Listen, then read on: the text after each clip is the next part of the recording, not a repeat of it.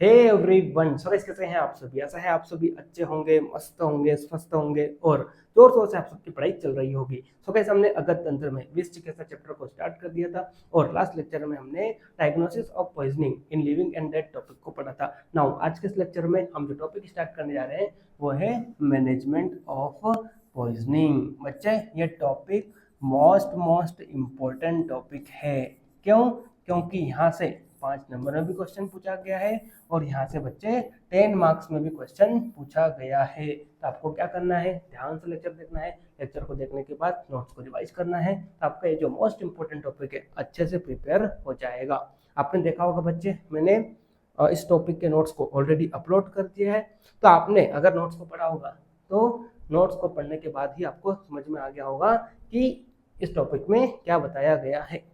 क्योंकि मैं बच्चे इतने आसान तरीके से नोट्स को प्रिपेयर करता हूँ कि आप जब उसको पढ़ते हैं तभी आपको समझ में आ जाता है। ठीक है, और उसके ऊपर अगर आप मेरे लेक्चर देख लेते हो, यानी कि एक बार आपने नोट्स को पढ़ लिया, नोट्स को पढ़ने के बाद आपने मेरा लेक्चर भी देख लिया, तब तो बच्चे सोने पे सुहागा हो जाता है। क्यों? क्योंकि मैं बच्चे जो भी लेक्चर पढ़ाता हूँ वो एकदम एमबीबीएस लेवल के हिसाब से पढ़ाता हूँ। क्यों?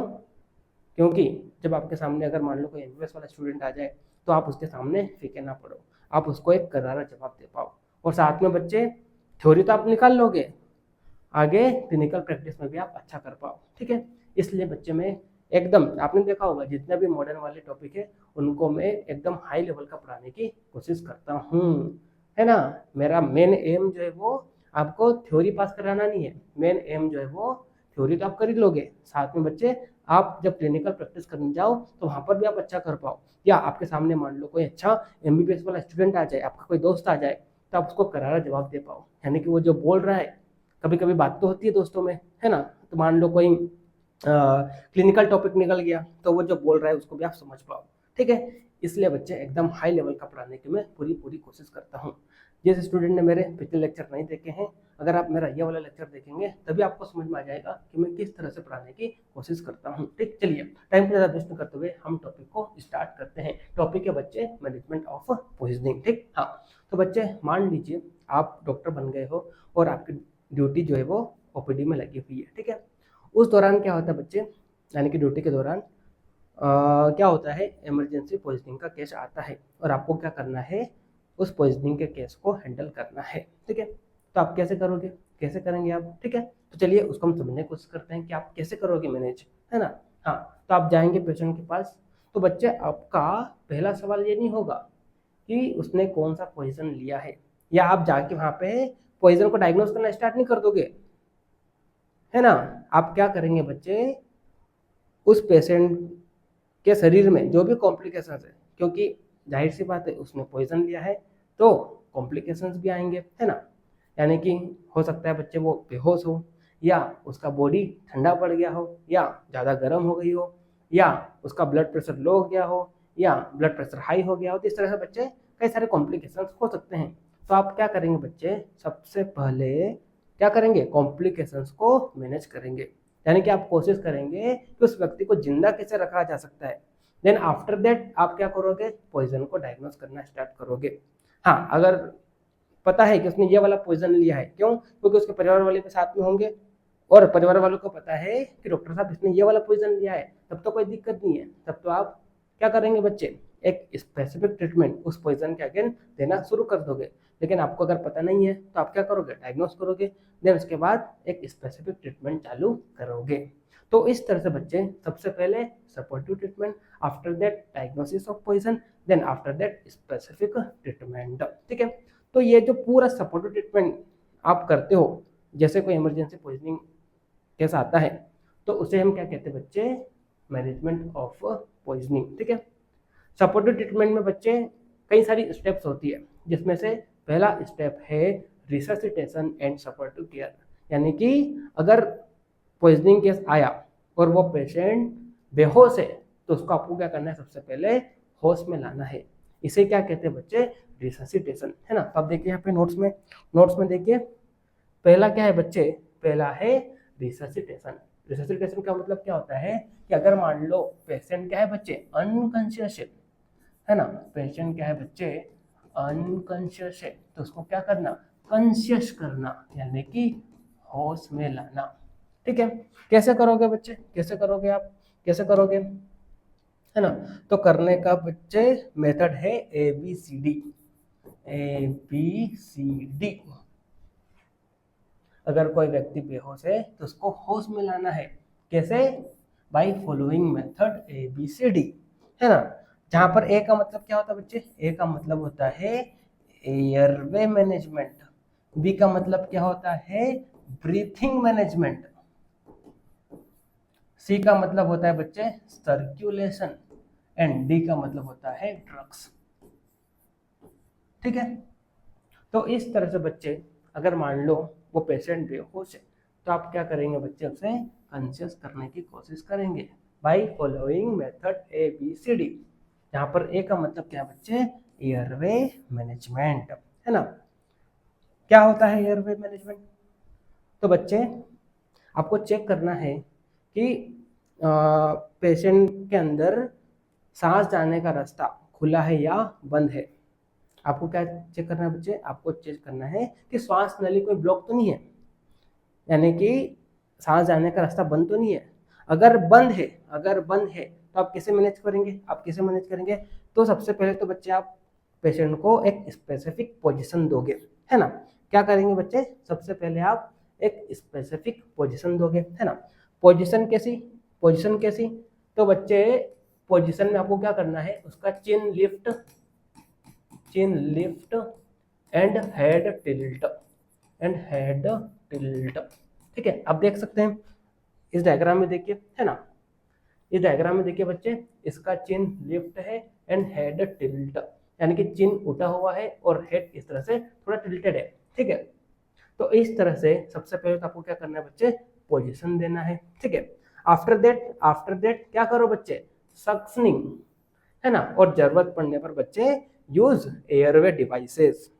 एयरवे डिवाइस में आप आर्टिफिशियल नसल का यूज कर सकते हैं, ओरोफेरिंजियल एयरवे का यूज कर सकते हैं, या एंडोट्रेकियल इंटूबेशन का यूज कर सकते हैं। जैसे कि आप पिक्चर में देखिए बच्चे, पिक्चर में देखिए, पिक्चर में आप देखिए बच्चे, ये जो मशीन दिखाई दे रही है, ये मशीन कौन सी है, ये मशीन है बच्चे एंडोट्रेकियल इंटूबेशन। ठीक है, तो इस तरह से बच्चे सबसे पहले आपको एयरवे मैनेजमेंट में क्या करना है, पोजीशन देना है ना। पोजीशन आपको बता दी है, चिन लिफ्टेड एंड हेड टिल्टेड। ठीक है, पोजीशन के बाद सक्शन, है ना। और सक्शनिंग करने पर भी अगर मान लो बेनिफिट नहीं मिलता है तो यूज एयरवे डिवाइस।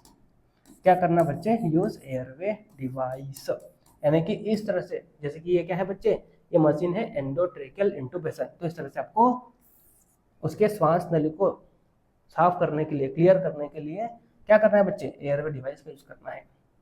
ब्लॉक क्यों हो जाती है, ब्लॉक क्यों हो जाती है, क्योंकि बच्चे उसने पॉइजन लिया है ना। तो अगर मान लो उसने वोमिटिंग करी हो या उसके ओरल कैविटी से कई सारे सिक्रेशंस निकले हो, ठीक है, तो इससे क्या हो सकता है बच्चे, श्वास नली जो है वो ब्लॉक हो सकती है ना, जिससे सांस जाने में प्रॉब्लम हो सकती है। तो सबसे पहले आपको क्या करना है, अगर श्वास नली ब्लॉक है तो उसको आपको खोलना है, खोलने के लिए specific position, after that suctioning and then use airway device if needed. ठीक, चलिए अब आगे बढ़ते बच्चे। दूसरा है ब्रीथिंग मैनेजमेंट, ब्रीथिंग मैनेजमेंट, है ना। यानी कि आपको देखना है बच्चे, आपको देखना है बच्चे कि वो जो पेशेंट है सही से सांस ले पा रहा है या नहीं ले पा रहा है। अगर नहीं ले पा रहा है तो आपको क्या करना है बच्चे, गिव सप्लीमेंट ऑक्सीजन, है ना। जरूरत पड़ने पर क्या करना है बच्चे, assist ventilation with a bag valve mask, है ना। अगर इससे भी काम ना हो बच्चे, इससे भी काम ना हो तो use a mechanical ventilator if required. ठीक है, तो पहले तो आपने क्या किया, चेक किया कि उसकी श्वास नली ब्लॉक तो नहीं है, अगर ब्लॉक है तो उसको आपने क्लियर किया। दूसरा आपको चेक करना है बच्चे कि पेशेंट सही से सांस ले पा रहा है या नहीं ले पा रहा है। अगर नहीं ले पा रहा है तो आपको क्या करना है, सप्लीमेंटल ऑक्सीजन, जरूरत पड़ने पर यू कैन यूज वेंटिलेटर। ठीक, चलिए तीसरा आपको क्या करना है बच्चे, सर्कुलेशन चेक करना है, यानी कि इसमें आपको उसकी पल्स को चेक करना है ना, बीपी को चेक करना है। ठीक है, and also estimate tissue perfusion, यानी कि आपको देखना है कि कोई टिश्यू डैमेज तो नहीं हुआ है ना। और आपको बच्चे पेशेंट को लगातार ईसीजी पर मॉनिटर करते रहना है। ठीक है, देन आफ्टर दैट बच्चे you can also use drugs, यानी कि कुछ कोमा कॉकटेल ड्रग्स होती है बच्चे, है ना, यानी कि आप उसको ड्रग्स दोगे तो अनकॉन्शियस है तो वो कॉन्शियस हो जाएगा। जैसे कि बात करते हैं डेक्सट्रोस हो गया, है ना, कितनी मात्रा में देना है, 50 से 100 ml। किसके थ्रू देना है बच्चे, इंट्रावेनस रूट, है ना। और ये कब देना है, if blood glucose is low या अननोन, अगर ब्लड ग्लूकोज लेवल कम है बच्चे तब आप इस ड्रग का यूज कर सकते हैं, ठीक है। दूसरा क्या है बच्चे, दूसरा क्या है, थायमिन, कितनी मात्रा में, 100 mg। किसके थ्रू, इंट्रामस्कुलर रूट से भी दे सकते हैं या इंट्रावेनस रूट से भी दे सकते हैं। आगे बच्चे या तो आप नेलोक्सोन का उपयोग कर लीजिए, है ना, कितनी मात्रा में, 0.4 या 2 mg में। किसके थ्रू, इंट्रावेनस रूट के थ्रू, ठीक है। या फ्लोमाजेनिल का यूज कर सकते हैं, कितना, 0.22 से 0.5 mg। किसके थ्रू, इंट्रावेनस रूट, ठीक है ना। तो इस तरह से बच्चे सबसे पहले आपको क्या करना है, अगर व्यक्ति अनकॉन्शियस है तो बाय फॉलोइंग मेथड ABCD आपको क्या करना है, व्यक्ति को स्टेबलाइज करना है, यानी कि कॉन्शियस करना है, होश में लाना है, ठीक है। इसे हम क्या कह सकते हैं बच्चे, इनिशियल मैनेजमेंट भी कह सकते हैं, इनिशियल मैनेजमेंट भी कह सकते हैं, ठीक है। जब आपने इनिशियल मैनेजमेंट कर दिया, है ना, तो उसके बाद क्या करना है बच्चे, उस पेशेंट के अंदर कई सारे कॉम्प्लिकेशंस हो सकते हैं। उसकी बॉडी ठंडी पड़ सकती है या उसकी बॉडी गर्म पड़ सकती है, बीपी लो हो सकता है या बीपी हाई हो सकता है। तो आपको क्या करना है बच्चे, इस तरह के कॉम्प्लिकेशंस को मैनेज करना है। जैसे कि अगर मान लो उसकी बॉडी ठंडी पड़ गई है, यानी कि हाइपोथर्मिया, तो आपको क्या करना है बच्चे, ग्रेजुअल रिवार्मिंग, यानी कि उसकी बॉडी को गर्म करना है, ठीक है। अगर हाइपोटेंशन यानी कि ब्लड प्रेशर लो हो गया है तो आपको क्या करना है, usually start with fourth isotonic crystallite fluid. ये क्या करेगा बच्चे, ब्लड प्रेशर को वापस बैलेंस कर देगा, ठीक है। अगर ये अनसक्सेसफुल हो जाता है तो आप क्या कर सकते हो, यू कैन यूज डोपामिन, ठीक है। आफ्टर दैट बच्चे, अगर मान लो ब्लड प्रेशर बढ़ गया है ना, तो यू कैन यूज सिडेशन, इसमें आप लोराजिपम का यूज कर सकते हैं, है ना। अगर मान लो बच्चे हाइपरटेंशन सीवियर है ना, सीवियर ब्लड प्रेशर बढ़ा हुआ है, ठीक है, तो यू कैन यूज फेंटोलामाइन, कितना बच्चे, 2 से 5 mg। किसके थ्रू, इंट्रावेनस रूट के थ्रू, है ना। या बच्चे नाइट्रोप्रोसाइड यूज कर सकते हैं, कितना, नाइट्रोप्रोसाइड सोडियम का कितना, 0.25 से लेके 8 माइक्रोग्राम पर केजी पर मिनट, ये कुछ यूनिट दी हुई है, तो इतना आप यूज कर सकते हो, ठीक। चलिए अब आगे बढ़ते हैं बच्चे, है ना। कन्वल्जन्स या सीजर्स हो रहे बच्चे उसकी बॉडी में, यानी कि उसकी बॉडी जो है उसमें जकड़न आ रही है, ठीक है, शरीर क्या हो रहा है बच्चे, शरीर में जकड़ाहट आ गई है, तो उसके लिए आप बच्चे बेंजोडाइज़ेपाइन जैसे कि बात करते हैं लोराजिपम, इसका आप उपयोग कर सकते हैं, ठीक है। अगर मान लो बॉडी बच्चे क्या हो गई है, हाइपरथर्मिया यानी कि ठंडी पड़ गई है, तो आपको क्या करना है बच्चे, उसके सॉरी हाइपरथर्मिया यानी कि बॉडी उसकी गर्म हो गई है, ठीक है, तो आपको क्या करना है बच्चे, रिमूव क्लॉथ, उसके कपड़े को निकालना है।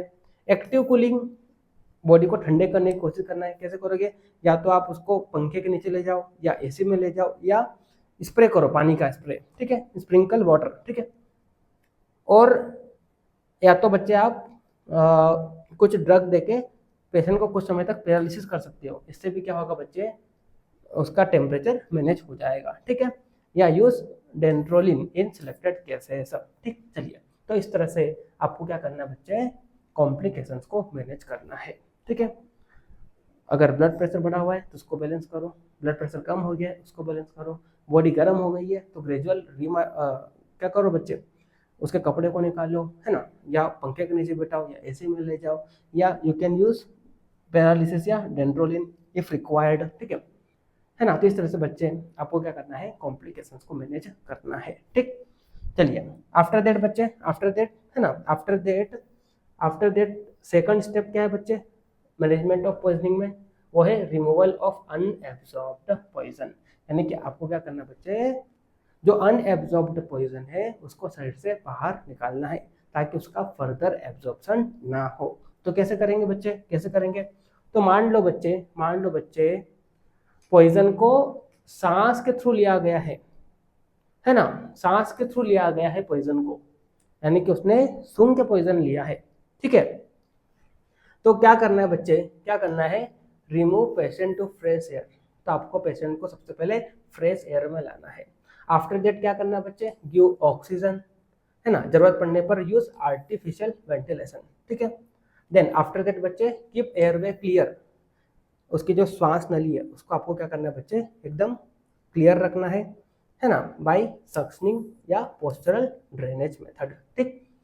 तो अगर मान लो बच्चे पॉइजन इनहेल्ड किया गया है ना, अगर मान लो पॉइजन क्या किया गया बच्चे, इनहेल्ड किया गया है, अगर पॉइजन इनहेल किया गया है ना, तो कैसे मैनेज करना है, कैसे मैनेज करना है बच्चे, सबसे पहले फ्रेश एयर में लाओ, है ना, पेशेंट को फ्रेश एयर में लाओ, ठीक है। Then give oxygen, give oxygen, जरूरत पड़ने पर बच्चे आप आर्टिफिशियल वेंटिलेशन का भी उपयोग कर सकते हैं, ठीक है।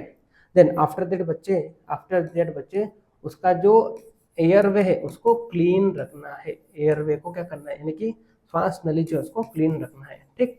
चलिए ये मेथड है ना। अगर ये कब करना है बच्चे, इफ पॉइजन इज इनहेल्ड, ठीक। चलिए अगर मान लो बच्चे, अगर मान लो पॉइजन स्किन में इंजेक्शन के थ्रू लिया गया है, ठीक है, तो आपको उसको कैसे मैनेज करना है, तो पहला क्या बोला यहाँ पे, अ टर्निकेट में be applied above the injection site temporary, है ना। तो कहने का मतलब क्या बच्चे, टर्निकेट, टर्निकेट का मतलब क्या होता है बच्चे, इसका मतलब होता है रबर बैंड, क्या बोल सकते हैं इसको आप, रबर बैंड बोल सकते हैं, ठीक है, या कोई पट्टी बोल सकते हो आप, है ना। तो आपको क्या करना है, अगर मान लो बच्चे स्किन में इंजेक्शन के थ्रू यहां से अगर पॉइजन लिया गया है ना, सबक्यूटेनियसली, तो आपको क्या करना है, इसके जस्ट ऊपर टर्निकेट यानी कि रबर बैंड या पट्टी से बांध देना है ना। इससे क्या होगा बच्चे, इससे ब्लड फ्लो यहाँ का रुक जाएगा, कम हो जाएगा थोड़ा, ठीक है, जिससे बच्चे हम कुछ हद तक पॉइजन को शरीर में फैलने से बचा सकते हैं। यहाँ पर बच्चे वर्ड यूज किया गया है टेम्पररी, कहने का मतलब ये बच्चे कि वो जो पट्टी आपने बांधी है उसको हर एक मिनट पर क्या कर देना बच्चे, रिमूव करना है, ठीक है, यानी कि 1 मिनट रखा फिर उसको लूज किया, फिर 1 मिनट रखा फिर लूज किया, ठीक है। तो इस तरह से आपको क्या करना है, सबसे पहले आप इमीडिएटली क्या यूज कर सकते हैं बच्चे, पट्टी को यूज कर लीजिए, कब करना है, इफ पॉइजन इज इंजेक्टेड, ठीक। देन सेकंड आप क्या कर सकते हो बच्चे, सेकंड आप क्या कर सकते हैं, immersion of the extremity in water at 10 degree Celsius और बिलो, यानी कि आपको क्या करना है बच्चे, उसकी जो एक्सट्रीमिटी मतलब हाथ या पैर, इनको क्या करना है बच्चे, पानी में इमर्स कर देना है, पानी में डुबो के रखना है, टेम्परेचर जिसका कितना होना चाहिए, 10 डिग्री सेल्सियस या उससे कम। इससे क्या होगा बच्चे, इससे कैपिलरी ब्लड फ्लो कम हो जाएगा और इससे क्या होगा बच्चे, एब्जॉर्प्शन कम होगा, ठीक है। तो इस तरह से आप कर सकते हो, है ना। आफ्टर दैट अगर मान लो बच्चे कॉन्टेक्ट पॉइजन है, यानी कि पॉइजन जो है वो स्किन या आइस पर, आंखों पर गिर गया है, तो आपको क्या करना है बच्चे, आपको क्या करना है बच्चे, कॉन्टेक्ट पॉइजन को रिमूव करने के लिए आपको धुलाई करना है पानी से। जैसे कि यहाँ पे देखिए बोला गया है इमीडिएटली वॉश या flush थ्रूली with plenty of water या सलाइन, है ना। तो यानी कि जहाँ पर भी पॉइजन गिरा है तो उसको क्या करना है बच्चे, पानी से फ्लश करना है, ठीक है। आइस के लिए यहाँ पे बोला, आइस के लिए यहाँ पे क्या बोला बच्चे, it should be irrigated with the eyelid fully retracted for at least 20 minute. अगर मान लो आई पे पॉइजन गिरा है तो आपको पानी बहाना है आइस पर, आंखें खुली होना चाहिए और एटलीस्ट कितने मिनट तक, 20 मिनट तक, ठीक है। आगे अगर मान लो स्किन पे, तो स्किन को बच्चे वॉश करना है विथ सोप एंड वाटर, ठीक है। तो इस तरह से अगर मान लो कॉन्टेक्ट पॉइजन है तो आपको क्या करना है बच्चे, पानी से या सलाइन वाटर से आपको क्या करना है, उसको धोना है, ठीक। चलिए आगे देखिए बच्चे, आगे यहाँ पे क्या बोला, इंजेस्टेड पॉइजन, यानी कि व्यक्ति ने क्या किया बच्चे, पॉइजन को ओरल कैविटी के थ्रू लिया, या तो खाया या पिया, है ना। तो अगर मान लो बच्चे पॉइजन को खाया या पिया गया है ना, तो उसको रिमूव करने के लिए क्या तरीके हैं, तो पहला तरीका बच्चे गैस्ट्रिक लवेज, इसको बच्चे स्टोमक वॉशिंग भी कहते हैं। अगर आम भाषा में बोले बच्चे, है ना, आसान भाषा में बोले तो पेट की धुलाई। आपने भी सुना होगा बच्चे कि फला फला व्यक्ति की पेट की धुलाई हो रही है, पेट की धुलाई, है ना। ठीक है, तो इसमें क्या किया जाता है बच्चे, इसमें क्या किया जाता है, इसको आप पिक्चर समझने की कोशिश कीजिए। हाँ, तो इसमें क्या किया जाता है बच्चे, पेशेंट को कुछ इस तरह से पोजीशन में रखा जाता है। आफ्टर दैट एक ट्यूब को ओरल कैविटी इसोफेगस के थ्रू स्टोमक में डाला जाता है ना। अगर मान लो बच्चे पेशेंट एडल्ट है तो उसमें बच्चे बॉस ट्यूब का यूज करते हैं, है ना, बॉस ट्यूब का यूज करते हैं। और अगर मान लो बच्चे पेशेंट क्या है, कोई बच्चा है ना, तो बच्चे इसमें राइल्स ट्यूब का उपयोग किया जाता है। ठीक है, तो क्या करते हैं बच्चे, इस ट्यूब को ओरल कैविटी इसोफेगस के थ्रू स्टोमक के अंदर डाला जाता है। देन उसके बाद क्या करते हैं बच्चे, उसके बाद 200 से 250 ml पानी उस ट्यूब के अंदर डाला जाता है। ठीक है, और फिर वापस पानी को निकाला जाता है। और ये कब तक करते हैं बच्चे, जब तक जो फ्लूइड आप निकाल रहे हो वो पूरा क्लियर ना हो जाए, तब तक ये प्रोसेस को किया जाता है। ठीक है, इसे ही क्या कहते हैं बच्चे, गैस्ट्रिक लवेज या स्टोमक वॉशिंग, आम भाषा में बोले तो पेट की धुलाई। ठीक, चलिए देखिए नोट्स में क्या लिखा गया है ना। हाँ, a tube is passed into the stomach and fluid is introduced and aspirated repeatedly to remove stomach content। यहाँ पे क्या बोला बच्चे, एक ट्यूब को स्टमक में डाला जाता है ना, देन उस ट्यूब में फ्लूइड डाला जाता है और उसको बाहर निकाला जाता है, एस्पायरेटेड रिपीटेडली, बार बार निकाला जाता है। कब तक, जब तक वो फ्लूइड साफ ना हो जाए। अगर वो फ्लूइड साफ हो गया इसका मतलब पॉइजन नहीं है आपके स्टमक में। ठीक, ये तरीका कब काम करता है बच्चे, with in 1 hour after injection, यानी कि किसी व्यक्ति ने पॉइजन लिया है तो पॉइजन लेने के सिर्फ 1 घंटे तक ये तरीका काम करता है। ठीक है, बाद में नहीं करेगा, क्यों, क्योंकि पॉइजन तो एब्जॉर्ब होकर फिर चला जा चुका होगा बॉडी में। ठीक, चलिए प्रोसीजर बताई गई है बच्चे। हाँ, तो पेशेंट को क्या करना है बच्चे, एक पोजीशन देना है। पोजीशन के लिए यहाँ पे क्या बोला, लेफ्ट लेटरल पोजीशन, जैसे कि हमने देखा था। ठीक है, ऐसा क्यों बोला बच्चे, लेफ्ट लेटरल पोजीशन क्यों होना चाहिए, ऐसा इसलिए होना चाहिए बच्चे क्योंकि आप फ्लूइड को बाहर निकालोगे तो वो फ्लूइड आपकी श्वास नली में ना चले जाए। इससे क्या हो सकता है बच्चे, कई सारे कॉम्प्लिकेशंस हो सकते हैं। तो उसको बचाने के लिए आपको क्या करना है, पेशेंट को इस पोजीशन में रखना है। ठीक है, हेड लोअर देन बॉडी, इसको बच्चे ट्रेंडेलेनबर्ग पोजीशन भी बोलते हैं। ठीक है, तो इस तरह से आपको पोजीशन देना है। ठीक है, after that inter a gastric tube. अगर मान लो बच्चे एडल्ट है तो एवाल्स या बॉस ट्यूब का यूज कर सकते हैं। अगर मान लो बच्चे है तो राइल्स ट्यूब का यूज करना है। ठीक, confirm the tube is inside the stomach, है ना, आपको फिर कंफर्म करना है कि ट्यूब स्टोमक के अंदर चली गई है। कैसे करोगे, तो पहला तरीका बच्चे एस्पायरेट गैस्ट्रिक कंटेंट, यानी कि जो गैस्ट्रिक कंटेंट है उसको बाहर निकालने की कोशिश करो। अगर कैसे करोगे, आप पानी डालोगे और उसको बाहर निकालने की कोशिश करोगे। अगर फ्लूइड एकदम साफ आ रहा है इसका मतलब स्टोमक में नहीं पहुंचा है, और अगर मान लो फ्लूइड के साथ साथ स्टोमक कंटेंट भी आ रहा है इसका मतलब पहुंच गया है। दूसरा तरीका ये बच्चे कि inject air and hear a whooshing sound over the stomach with the stethoscope, है ना। तो आपको क्या करना है, दूसरा तरीका ये है कि आपने ट्यूब डाल दी, ट्यूब डालने के बाद बच्चे आप इंजेक्शन का यूज़ कर सकते हैं, खाली इंजेक्शन का, और उसमें एयर देना है ना। एयर जैसे ही जाएगी तो पेट में जो स्टोमक कंटेंट है उसमें हलचल होगी। तो अगर हलचल होगी तो एक वूजिंग साउंड आएगा, तो साउंड को आपको सुनना है बाय यूजिंग स्टेथोस्कोप। ठीक है, अगर मान लो ट्यूब वहाँ पे चला गया है तो आपको साउंड वूजिंग सुनाई देगा, अगर नहीं गया है तो नहीं सुनाई देगा। तो इस तरह से आप कंफर्म कर सकते हो। ठीक, चलिए then take a gastric sample. ठीक है, हाँ, तो आप जो पहली बार जब स्टोमक कंटेंट को निकालेंगे बच्चे बाहर, एक्सपायरेट करेंगे पहला वाला, ठीक है, तो उसको आपको प्रिजर्व कर लेना है फॉर केमिकल एनालिसिस, कि उसने कौन सा पॉइजन लिया है उसको एनालिसिस करने के लिए पहला जो एक्सपायरेटेड स्टोमक कंटेंट उसको प्रिजर्व करके रखना है। ठीक है, देन फाइनली क्या करना है बच्चे, वॉश द स्टोमक, यानी कि बार बार बच्चे 200-250 ml वार्म वाटर या सलाइन वाटर का यूज करना है, उसको निकालना है। और कब तक करना है, जब तक फ्लूइड क्लियर ना आए। ठीक, चलिए repeat several times until the returning fluid, यानी कि जो हम बाहर निकाल रहे हो पूरा क्लियर ना हो जाए। अगर क्लियर हो गया है इसका मतलब पूरा स्टोमक कंटेंट हमने बाहर निकाल दिया। ठीक, चलिए remove the tube and observe the patient. तो उसके बाद जब क्लियर हो गया है फ्लूइड, यानी कि आप जो स्टोमक कंटेंट निकाल रहे हो वो फ्लूइड अगर मान लो क्लियर आ रहा है ना, तो आपको टेप को निकाल लेना है एंड पेशेंट को फिर ऑब्जर्व करना है। ये तरीका बच्चे कॉन्ट्रा इंडिकेटेड है। किसमें बच्चे? Corrosive poisoning, petroleum poisoning, mechanical poisoning and during convergence. तो इन पॉइजनिंग में बच्चे आपको इस मेथड का उपयोग नहीं करना है, ठीक है।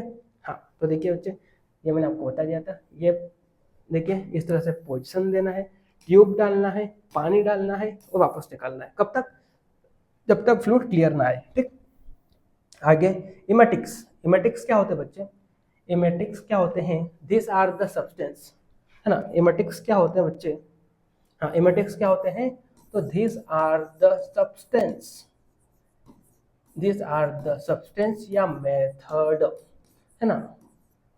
इमेटिक किनको बोलते हैं बच्चे? तो इमेटिक उन सब्सटेंस या मेथड्स को बोलते हैं जिसके द्वारा उल्टी कराई जाती है। आप देख सकते हैं, इमेटिक्स आर द सब्सटेंस और methods that induce vomiting to expel poison from the stomach before it is absorbed, ठीक है ना। तो इमेटिक्स क्या होते हैं बच्चे? ये वे सब्सटेंस या मेथड होती है जिसके द्वारा उल्टी कराई जाती है, ठीक है। It is used only if there is difficulty in obtaining gastric lavage. तो बच्चे इमेटिक्स का उपयोग कब किया जाता है? जब पेट की धुलाई करने में डिफिकल्टी हो रही हो, यानी कि गैस्ट्रिक लवेज या स्टमक पासिंग में डिफिकल्टी हो रही हो, तभी आपको इमेटिक्स यानी कि उल्टी कराकर पॉइजन को बाहर निकालना है, ठीक है। मेथड क्या है बच्चे? तो पहला है घरेलू तरीका। घरेलू तरीके में आप क्या कर सकते हैं? घरेलू तरीके में या तो आप बच्चे क्या करो, लार्ज अमाउंट में वार्म वाटर पिलाओ, तो ये क्या करेगा? वोमिटिंग को इंड्यूस करेगा। या बच्चे आप वार्म वाटर के साथ साथ क्या कर सकते हो बच्चे? मस्टर्ड का उपयोग कर सकते हैं। या बच्चे आप वार्म वाटर के साथ साथ कॉमन सॉल्ट का भी यूज कर सकते हैं। तो ये क्या करेंगे बच्चे? ये उल्टी कराएंगे। अगर आप मस्टर्ड पाउडर का यूज कर रहे हैं बच्चे, तो उसके लिए आपको 1 चम्मच मस्टर्ड पाउडर लेना है, किसमें? 200 ml ऑफ वार्म वाटर में। और अगर आप बच्चे कॉमन सॉल्ट को यूज करते हैं तो कितना? 2 चम्मच लेना है, ठीक है। और पेशेंट को पिला देना है। तो क्या करेगा बच्चे? इंड्यूस कराएगा उल्टी को, ठीक है। दूसरे मेथड्स क्या क्या बच्चे? दूसरे मेथड क्या क्या है? तो कई सारे सब्सटेंस होते हैं बच्चे जो वोमिटिंग को इंड्यूस करते हैं। जैसे कि बात करते हैं सिरप ऑफ आइपकेप। अगर एडल्ट है तो 30 ml देना है, चिल्ड्रन है तो 15 ml, है ना। या जिंक का सल्फेट 1 से 2 ग्राम इन 200 ml ऑफ वाटर। या अमोनियम बाइकार्बोनेट 1 से 2 ग्राम इन वाटर। या एपोमोर्फिन का यूज कर सकते हैं। ये इंजेक्शन के द्वारा दिया जाता है। लेकिन बच्चे अगर CNS central nervous system depress हो गया है या रेस्पिरेटरी सिस्टम डिप्रेस हो गया है या there is increase risk of aspiration, तो इस दौरान इसका उपयोग नहीं करना है, ठीक है। तो ये कुछ तरीके बच्चे जिसके द्वारा क्या की जाती है? वोमिटिंग कराई जाती है। एक तरीका ये भी है बच्चे, tickling the back of the throat using finger and tongue depressor, ठीक है। हाँ, तो आपको क्या करना है? उल्टी करानी है तो इस तरह से पेशेंट के मुंह में उंगली डाल दो, इस तरह से, है ना। है ना। या तो टंग डिप्रेसर का यूज करो, तो ये भी क्या करेगा बच्चे? वोमिटिंग को इंड्यूस कराएगा। आपने भी देखा होगा जब आप ब्रश करते हैं और टंग क्लीन करते हो, है ना, टंग क्लीनर के द्वारा, अगर मान लो वो टंग क्लीनर ज्यादा ही अंदर चल जाता है तो आपको उपके आने लगते हैं, नोजिया होने लगता है, ठीक है। तो ये तरीके हैं बच्चे जिससे आप उल्टी करा सकते हो, ठीक। हाँ।